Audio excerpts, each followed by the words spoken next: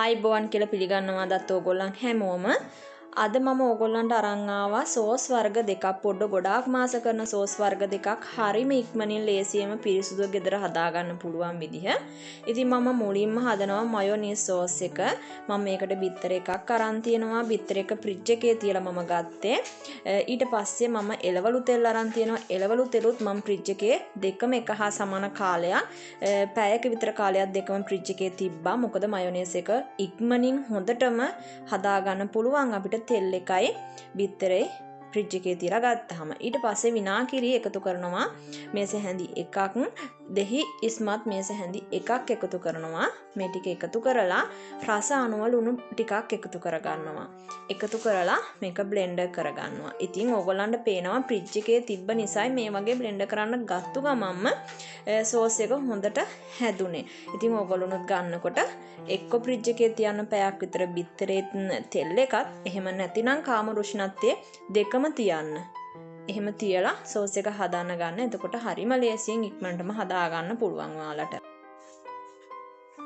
ඉතින් මේ තියෙන්නේ දැන් සෝස් එක හදාන් ඉවරයි. තප්පර 30ක් විතර යනකොට සෝස් එක මට හදා ගන්න පුළුවන් වුණා. ඔයගොල්ලන් දැක්ක බ්ලෙන්ඩර් කරන ගත්තු ගමන්ම හොඳට සෝස් එක ක්‍රීම් එකක් වගේ හැදිලා ආවා. ඉතින් මේක ඔයගොල්ලන්ට පුළුවන් පොඩ්ඩන්ට ඕනිම දෙයක් එක්ක දෙන්න. සෑන්ඩ්විච් එක, බත් එක්ක, පැස්ටා එක්ක පොඩ්ඩ ආස කරන ඕනි විදිහකට දෙන්න පුළුවන්. ඒ වගේම තමයි මම මේක දවස් 3ක් 4ක් වගේ තමයි ෆ්‍රිජ් එකේ තියාගන්නේ. ඒ තියාගන්නේ හොඳට පිරිසුදු බෝතලයක්, ඒ කියන්නේ ස්ටීම් කරලා හොඳට පිරිසුදු කරගත්ත බෝතලයක මේ විදිහට දාලා වහලා තියෙනවා ෆ්‍රිජ් එකේ. දවස් 3ක් හෝ 4ක් වගේ කාලයක් තමයි මම තියන්නේ. ඉතින් කඩෙන් ගන්නවට වැඩිය ගෙදරම පිරිසුදුව රසට මේ සෝස් එක ඕගොල්ලන්ට පුළුවන් හදාගන්න. මොකද මයොනීස් කියන්නේ පොඩ්ඩ ගොඩාක් ආස කරන දෙයක්. ඉතින් ඕගොල්ලන්ට පුළුවන් ගෙදරම මේ විදිහට හදලා තියාගන්න. හරිම ලේසියි හදන්නත්. ඉතින් ගොඩක් දේවල් ඕනේ නැති නිසා ඔයාලට එහෙනම් හදලා බලන්න රස කොහොමද කියලා. ඊට පස්සේ මම හදනවා කෙචප් එක. පොඩ්ඩ මේකටත් හරිම ආසයිනේ. මම කලින් තක්කාලි සෝස් හදන විදිහ ඔයගොල්ලන්ට ගෙනත් තියෙනවා. අද එහෙනම් අපි හදමු කෙචප් එක. ඉතින් කෙචප් එක හදන්න ඕන කරනවා ලොකු ලූණු ගෙඩියක් මේ විදිහට. මම කපා ගන්නවා ලොකු ලූණු ගෙඩියක්. ඒකේ හැඩය අවශ්‍ය නැහැ. ටිකක් ලොකුවට කපා ගත්තර කමක් නැහැ. ඊට පස්සේ මම භාජනයක් ලිපේ තියලා මේක හදන්න සුදුසු එකතු කරනවා ඔලිව් තෙල් මේස් හැඳි දෙකක් එකතු කරලා ඒක චුට්ටක් රත් වෙනකොට කපාගත්ත ලුණු ටික එකතු කරනවා. ලුණු ටිකක් තෙලෙන් තැම්බෙන්න දෙන්න ඕනේ. ඒ වගේම තමයි මෙතනදී ඕගොල්ලන්ට පුළුවන් තක්කාලි සෝස් මම කඩෙන් ගත් එකක් ගන්නෙ.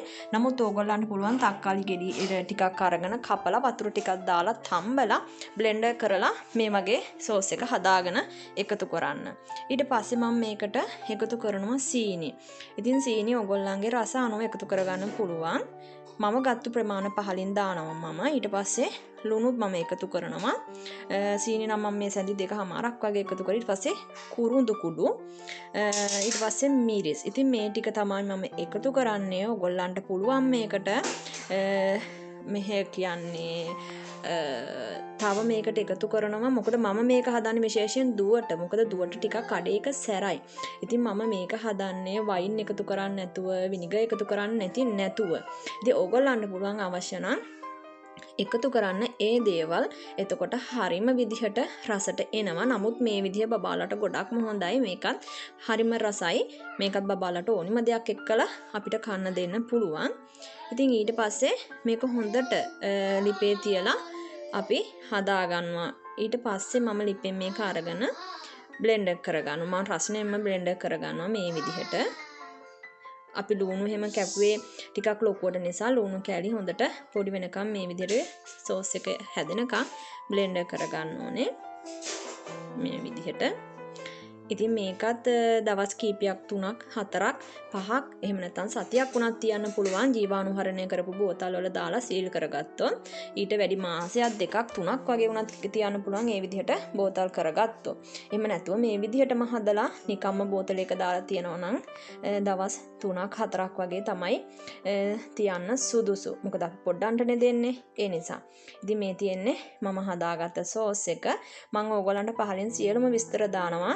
ඉතින් එහෙනම් ආයෙමත් දවසක ඕගොල්ලන්ට තවත් වීඩියෝ එකක් අරන් එන්නම්. සුබ දවසක් ඔයාලා හැමෝටම.